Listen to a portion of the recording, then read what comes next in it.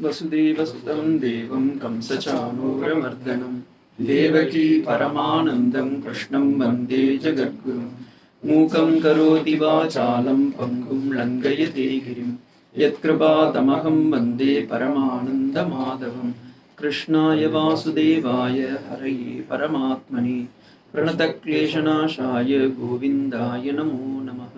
श्रीकृष्ण परमात्मने नमः. ஏழாவது அத்தியாயம் முடிந்து இப்போ இன்னையிலிருந்து பகவத்கீதை எட்டாவது அத்தியாயம். எட்டாவது அத்தியாயத்தில் இன்னைக்கு சம்மரி தான் பார்க்க போகிறோம். நீங்கள் அந்த உங்களுக்கு கொடுத்துருக்க அந்த நோட்ஸ் பார்த்தீங்கன்னா தெரியும். ஆல்ரெடி இந்த பகவத்கீதையை மதுசூதன சரஸ்வதி அவர்கள் எப்படி பிரிச்சிருக்காங்க அப்படின்னு சொல்லியிருந்தேன். மொத்தம் 18 அத்தியாயங்கள். அதில் 18 அத்தியாயத்தை 6 அத்தியாயம்னு எடுத்திருக்கா. முதல் 6 அத்தியாயம்னு ஒரு ஜீவாத்மானா என்ன, அவர் எப்படி தன்னை அறிந்து கொள்கிறார், ஜீவாத்மாவுடைய நிலைமை, அதுதான் இது அது துவம்பத லட்சியம். அடுத்த 7வது அத்தியாயத்திலிருந்து 13வது அத்தியாயம் வரைக்கும் 12 வரைக்கும் வரணும்னு நினைக்கிறேன். அதுக்கு தத்பத வாட்சியார்த்தம் லட்சியார்த்தம் ரெண்டுத்தையுமே மீன்ஸ் பகவானுடைய ஈஸ்வரனுடைய ஐஸ்வர்யங்கள் விபூதின்னு வாங்க. விபூதினா தமிழ் விபூதி இல்லை, பகவானுடைய மகிமைகள் எல்லாம் சொல்றது. அதுக்கப்புறமா 13வது அத்தியாயத்திலிருந்து 18வது அத்தியாயம் வரைக்கும் ஈஸ்வரனே நம்மோடு தான் இருக்கின்றார் அப்படின்றது தெளிவாக சொல்றதுக்கு தான். So according to Madhusudana Saraswati, Bhagavad Gita என்பது தத்துவமசி என்னும் மகா வாக்கியத்தின் விளக்குறை அப்படின்றார். அது பிரகாரம் இப்போ நம்ம 7வது அத்தியாயத்தை முடிச்சோம். அங்கே பார்த்தீங்கன்னா பகவான் தெளிவாக சொல்றார், அர்ஜுனா உனக்கும் எனக்கும் எவ்வளோ வித்தியாசம் இருக்கு. நீ வந்ததுக்கு காரணம் மாயை, நான் வந்ததுக்கு காரணம் மாயையை தன்னிடத்திலேயே ஏற்றுக்கொண்டு நான் வருகிறேன். குணங்களால் நீ மாட்டிக்கொள்கிறாய், நான் குணத்தை ஏற்று லீலையாக செய்கின்றேன் அப்படின்னு தெளிவா சொல்லிட்டார். இப்ப 7வது அத்தியாயத்தோடைய இறுதியில பகவான் அர்ஜுனன் கேள்வி கேட்காததுனால அவரே ஒரு அட்வர்டைஸ்மெண்ட் பண்றாரு. டாப் அட்வர்டைஸ்மெண்ட் பண்றதுக்குன்னு ஒருத்தர் இருக்காருன்னா அவர் கண்ணன் தான். அவர் சொல்லும்போது சொல்றார், 29வது ஸ்லோகம் பாருங்க பகவத்கீதையில, ஜராமரண மோக்ஷாய மாமாஸ்ருத்ய யதந்தி தே பிரம்ம விதுர் கிருத்ஸ்னம் அத்தியாத்மம் கர்ம ச அகிலம். அதுல அத்தியாத்மம் என்றால் என்னன்னு ஒரு வார்த்தையை கொடுக்கிறார். 30வது ஸ்லோகத்துல அர்ஜுனனை இன்னும் கொஞ்சம் திங்க் பண்ண வைக்கணும் அப்படின்றதுக்காகவே அவர் என்ன பண்றாரு, ஒரு புதுமையா ஒரு 4 வார்த்தைகளை யூஸ் பண்றார். சாதி பூதம் தெய்வம் மாம் சாதி யஜ்ஞம் ச ஏ விதுஹு பிரயாண காலேச்சம் மாம் தே விதுர் யுக்த சேதசக அப்படின்ற ஒரு வார்த்தையை சொல்றார். அதுல அதிபூதம், அதியஜ்ஞம், அதி தெய்வத்தம் அப்படின்னு 4 விதமான டேர்ம்ஸ் கொடுக்கிறார். அத்தியாத்மம், அதிபூதம், அதியஜ்ஞம்,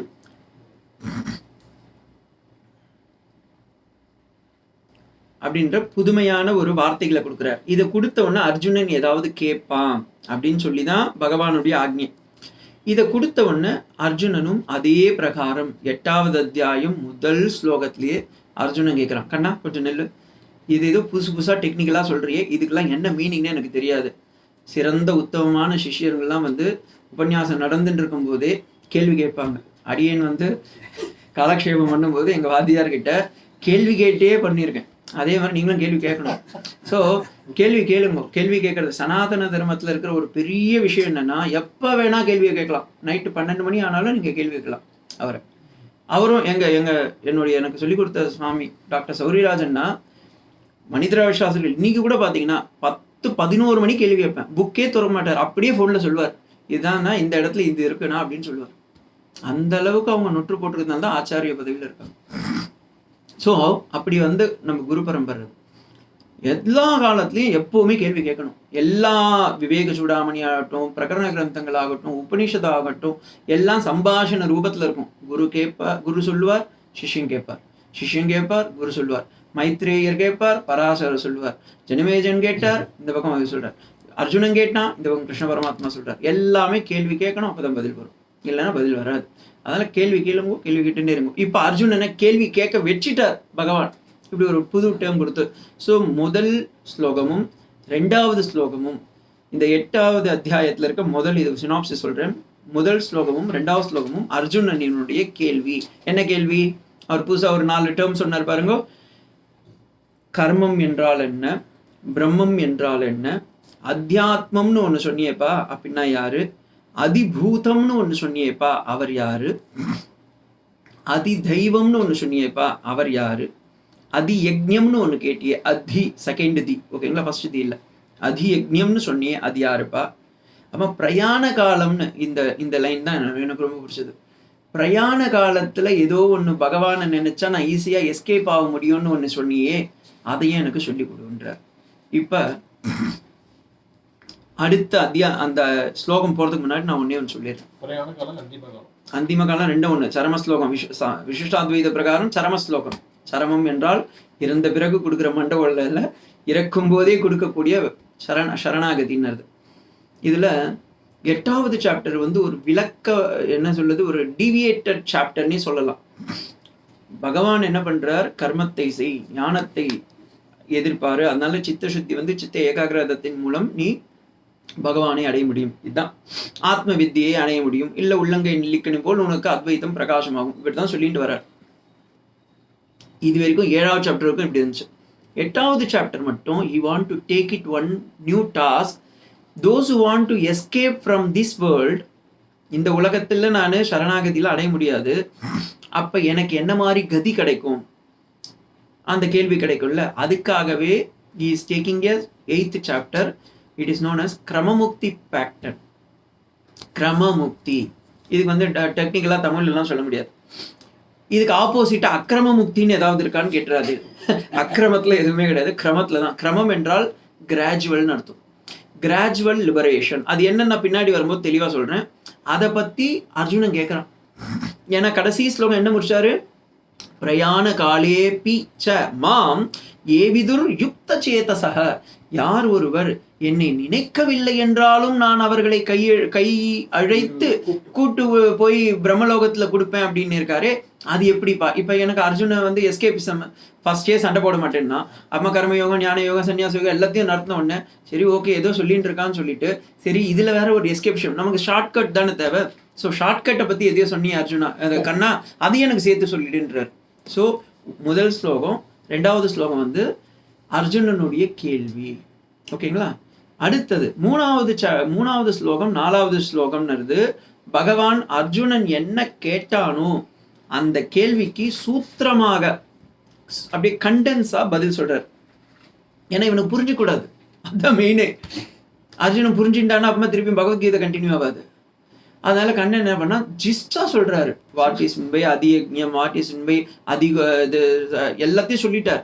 சொல்லிட்டு அர்ஜுனா நீ எதுக்காக இதெல்லாம் கேட்டியோ அதையும் சேர்த்து சொல்றேன்னு சொல்லி 5வது ஸ்லோகத்துல இருந்து, மீன்ஸ் 1 to 2 அர்ஜுனன் கேள்வி, 2, 3, 4 கண்ணனுடைய பதில், அதுக்கு விலக்குறையாக இதர ஸ்லோகம்ல வருது. 5வது ஸ்லோகத்துல இருந்து 14வது ஸ்லோகம் வரைக்கும் அந்திய காலம், நம்ம இறக்கும் தருவாயில் இறைவனை எப்படி வணங்க வேண்டும், அந்த கால ஈஸ்வர ஸ்மரணம் or the significant or the method to remember the God at the end of your life. தமிழ்லையும் சொல்லிட்டேன், இங்கிலீஷ்லையும் சொல்லிட்டேன், சம்ஸ்கிருதம் சொல்லிட்டேன், நீங்க எதுல எழுதிங்களோ எழுதிக்கோங்க.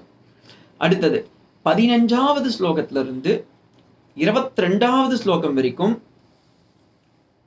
2 விதமான புருஷார்த்தங்கள் நம்மிடம் இருக்கிறது. சாமி 4 விதமான புருஷார்த்தம் இருக்குன்னு தான் நான் இவ்வளவு தொழுவு நினைச்சுட்டு இருந்தேன். சதுர்விதம் தானே போட்டோம், என்ன அர்த்த காம மோக்ஷ தர்மம், தர்மார்த்த காம மோக்ஷம்னு. பகவான் என்ன சொல்றார், நமக்கு வந்து இந்த இறைவனை அடைவதற்கே 2 விதமான வழிகள் இருக்கு அப்படின்றார். 2 types of goal in our life. அதுக்கு சப்ஹெட்டிங் போட்டுக்கோங்க, ஏ கடவுள் ஒருவரே, அடுத்தது பி. இது வந்து 15லேருந்து 22வது ஸ்லோகத்துக்குள்ளார வரப்போற கண்டென்ஸ். என்னென்னலாம் லோகம்லாம் இருக்கு, அதை நம்ம எப்படிலாம் அடைய முடியும், what are the lokas and how to attain it. அடுத்தது C. All the lokas are not permanent. நீ எல்லாம் போவப்பா, ஆனா எதுவுமே பர்மனன்ட்ல கடைசியில என்கிட்ட தான் வரணும். இது ஸ்லோகம் ரொம்ப ஜோக்கான ஸ்லோகம். ஆ பிரம்ம புவனான் லோகான் புனராவர்த்தினோர்ஜுன மாமுபேத்தியது கௌந்தேய புனர்ஜென்மம்ன வித்யதே. ஏ கௌந்தேயா, குந்தியின் புத்திரனே, நல்லா தெரிஞ்சுக்கோ, நீ எந்த லோகம் போனாலும் தூக்கி வீசின பந்து மாதிரி திருப்பி என்கிட்ட தான் வரணும். நீ வந்து என்கிட்ட அடைக்கலம் அடைந்தால் உன்னை காத்து ரட்சிப்பேன்னு சொல்ல போற. ஸோ இதுதான் 22 வரைக்கும் வரப்போகுது. 23லேருந்து 27வது ஸ்லோகம் வரைக்கும் 2 டைப்ஸ் ஆஃப் பாத், அதாவது இறைவனை நாம் 2 மார்க்கங்களின் மூலம் அடைய முடியும் அப்படின்னு காட்ட போறார். அது என்னென்ன மார்க்கம் சுவாமி? ஹைவேல போறதா இல்ல சிட்டிக்குள்ள போறதா அப்படின்னு பாக்குறதுக்கு பகவானையும் அடையிறதுக்கு 2 வழி வச்சுட்டு இருக்கார். ஒன்னு சுக்லகதி, இன்னொன்னு கிருஷ்ணகதி. அதை விளக்கமா 23ல இருந்து 24, 23 வச்சுக்கோங்க, what are the 2 types of அப்படின்னு போட போறார். 24வது ஸ்லோகத்துல சுக்லகதி மார்க்கம் என்றால் என்னன்னு தெளிவா சொல்ல போறார். 25வது ஸ்லோகத்துல கிருஷ்ணகதி என்றால் என்னன்னு சொல்ல போறார். 26, 27ல எப்படி அதை அடைந்தவர்களுக்கு என்னென்ன பலன்கள்லாம் கிடைக்கும். நம்ம பாட்டுன்னு போயிட்டோம், கடைசியில் அங்க போயிட்டு நம்ம அட்ரஸ் தெரியாம போய் நிற்க கூடாது இல்ல. அப்ப என்ன பலன் கிடைக்கும் அப்படின்னு 27வது ஸ்லோகத்துல எந்த கதியும் வேண்டாம், என்ன நீ சரணாகதி அடைஞ்ச அப்படின்னு காட்ட போறாரு. இவ்வளோ பெரிய அட்வர்டைஸ்மெண்ட்லாம் எதுக்கு சொல்றாருன்னா, கிருஷ்ணன் இது மாதிரி வழியெல்லாம் இருக்கு. காஞ்சி மகா பெரிவா பியூட்டிஃபுல்லான ஒரு இடம் சொல்லுவார். ஒருத்தர் போய் பெரியவா கிட்ட கேட்டாலாம், சுவாமி நிறைய பேர் வந்து நிறைய சனாதன தர்மத்திலேருந்து விலகி போய் மற்ற அவங்களுக்குன்னு முடிஞ்ச அளவுக்கு இல்லை பிரயத்தனம் பண்ணி அவங்களே ஒன்று மார்க்கத்தெல்லாம் உருவாக்குறாங்களே, அதெல்லாம் தப்பு இல்லையா அப்படின்னு. தப்பில்லை, போய் அவங்களாம் பண்ணலாம் அவங்க இது இல்லை. அப்போ அவங்களாம் நம்ம இடத்துக்கு வராம நம்மளை விட்டு போயிடுறாளே அப்படின்னு ஒருத்தர் ஆதங்கப்பட்டார். பெரியவா சொன்னா, இங்கேருந்து கன்னியாகுமரி போடுறது ஆல்ரெடி ஹைவே போட்டு வச்சிருக்கோம், நீ அதுலேயே போனோன்னா சுலபமாகவே சேர முடியும். அதே நான் தனியாக போடுறேன்னு சொன்னால் அந்த ரோடை முதல்ல ரெடி பண்ணணும், முள் செடி எல்லாம் அந்த முள் இதுவெல்லாம் எடுக்கணும், அப்புறமா ஒரு தார் ரோடு போடணும், அதுக்கப்புறமா வாகனம் போகணும், போய் சேருவா. ஆனால் போய் சேருவாளான்னு ஒரு டவுட்டு, ஆனால் போய் சேருவா அப்படின்னா. இதே மாதிரி தான் பெரியவங்க போட்டு வச்ச அந்த சனாதன தர்மத்தை அப்படியே ஃபாலோ பண்ணாவே நம்ம ஹை ரோட்ல போய் சேர்ந்துருவோம் ஈஸியா. டோல்கேட் அங்கங்க இருக்கும், எங்கன்னா யாருன்னா ஒருத்தர் கேள்வி வைப்பா. ஆனா நம்மளே என் வழி தனி வழின்னு போட்டோம்னா போய் சேருவோமான்றது பெரிய இதுதான் பிரச்சனை. அதனாலதான் கிருஷ்ணன் இதெல்லாம் சொல்லிட்டு இப்படிலாம் ஒரு மார்க்கம் இருக்குண்டா, ஆனா கடைசியில சின்ன கதி இதை ஆல்ரெடி போட்டு வச்சிருக்காங்கல்ல, அந்த ரோடு வழிக்கா வந்து என்ன சேர்ந்துரு அப்படின்னு சொல்லி காமிக்க போற. அடுத்தது 28வது ஸ்லோகம், கடைசி ஸ்லோகம் ஆஃப் த 8th சாப்டர். அதோட முடிச்சிடுறேன். What is the goal of god destination? நம்மளுக்கு கடவுளை அடையணும் தெரியும், ஆனா அதை எப்படி போய் அடையணும், அவர் என்ன மாதிரி அங்க இருப்பார், சாயுஜ்யமா, சாரோப்பியமா, சாஷ்டியா, எல்லாமே அங்க தெரிஞ்சு போயிடும். இதை வந்து அத்வைதமும் விசிஷ்டாத்வைதமும் கலந்து சொல்ல போறோம், ஓகேங்களா? ஏன்னா சுவாமி எம்பெருமானாருடைய பாஷ்யத்தையும் பார்ப்போம், சங்கர பகவத் பாதாவுடைய. ஏன்னா இதுல வந்து சங்கரர் கொஞ்சம் கூட டிவியேஷன் எடுத்துக்க மாட்டார். அவர் வந்து 8வது சாப்டர் ஆஸ் இட் இஸ் சொல்றாரு. ஆனா பாஷ்யக்காரருடைய ஸ்பெஷல் என்னன்னா, பகவத் பாதாவுது எதுக்கு கண்ணன் இந்த இடத்துல இப்படி ஒரு அட்வர்டைஸ்மெண்ட் கொடுத்துருக்காருன்னு சொல்லி அதுல கிரமமுக்தி பேட்டர்னா என்னன்னு சொல்லி நான் உங்களுக்கு ஒரு டயக்ராம் காமிக்கிறேன். அதெல்லாம் காமிச்சு கடைசியில இதெல்லாம் வந்து ரொம்ப கஷ்டம், திருப்பியும் போய் பிரம்மா கிட்ட போய் உட்காரணும், இங்கேயே நம்மளால 1 hour உட்கார முடியல, அங்க போய் பிரம்மா கிளாஸ்ல போய் உட்காரணும், அதுக்கெல்லாம் பெஸ்ட்டுப்பா, இப்படியே பகவானு நம்ம இங்கேயே ஆத்மாவை தெரிஞ்சுன்னு அனுபவிச்சலான்னு அவர் சொல்ல போறாரு. இங்க எம்பெருமானார் என்ன சொல்ல போறாரு, சுக்லகதி மார்க்கம் இருக்கான், கிருஷ்ணகதி மார்க்கம் இருக்கான், அதுக்கப்புறமா அங்கெல்லாம் போகணும், விரஜா நதி கடையில போகணும், அதுக்கப்புறமா பெருமாள் கிட்ட போகணும், அங்க போய் தாயார் போய் நித்தி சூரியங்கிட்டலாம் பர்மிஷன்லாம் வாங்கிட்டு டோல்கேட் பாஸ் எல்லாம் வாங்கிட்டு போய் பாஸ் எல்லாம் வாங்கிட்டு போய் பார்த்தா அவர் என்ன சொல்ல போறார், சரிடா சமத்து, போய் உனக்குன்னு ஒரு இடம் கொடுத்துருக்கேன், போய் அந்த கெஸ்ட் ஹவுஸ்ல தங்கின்னு அனுப்ப போறாரு. அதுக்கு பெட்டர் அர்ச்சாவதார மார்க்கத்துல இருக்கிற இங்கேயே பகவான் அனுபவிக்கலாமேன்னு தேசிகன் சாதிச்சுட்டார். அதையும் சொல்லி அதுக்கு பகவானுக்கு நீ அங்க போய் என்ன கைங்கரியம் பண்றியோ அதை இங்கேயே நம்ம பூலோகத்திலேயே வந்து பகவானுக்கு எப்படி வேணா நம்ம அலங்காரம் பண்ணி பூஜை ஆராதனை எல்லாம் பண்ணி பார்த்துக்கலாமே அப்படின்னு சொல்லி இவர் முடிக்க போறாரு. ஸோ அது ரெண்டுத்தையும் நம்ம எப்படி கண்டென்ஸ் பண்ணி பார்க்க போறோம்ன்றது தான் இந்த 8th சாப்டருடைய இது. இதுக்கப்புறமா 9th சாப்டர் வரும்போது அதோடைய சினாப்சிஸ் தனியாக தரேன். ஸோ ஏதாவது டவுட் இருக்குங்களா? திருப்பி நான் சொல்லிடுறேன். அஷ்டமோத்தியாயன்றது ரொம்ப இருக்கிறதுலேயே வந்து ஒரு டைவர்ஷன் டாபிக். இதில் பகவானுடைய அனுபூதியை தான் நம்ம சொல்ல போகிறோம். ஆனால் அதுலேயே பகவானுடைய அனுபூதியை எப்படி அனுபவிக்கிறதுன்றதுல ஒரு சின்ன டீவியேஷன் கொடுக்குறார் பகவான். அதிபூதம், அதியக்ஞம், அதிகோத்திரம், அதுக்கப்புறமா யாரு வந்து அந்த புராண புருஷன் அப்படின்றதும் அந்த அந்திய கால ஸ்மரணம் எப்படி வரும் அப்படின்றதையும் சேர்த்து சொல்ல போறார்.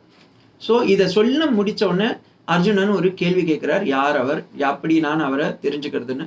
3வது ஸ்லோகத்திலேருந்து 4வது ஸ்லோகம் வரைக்கும் பகவான் அதை சின்ன ஜிஸ்டா கொடுத்துட்டு அதுக்கு விலக்குறையாக வருவது தான் 8வது அத்தியாயமே.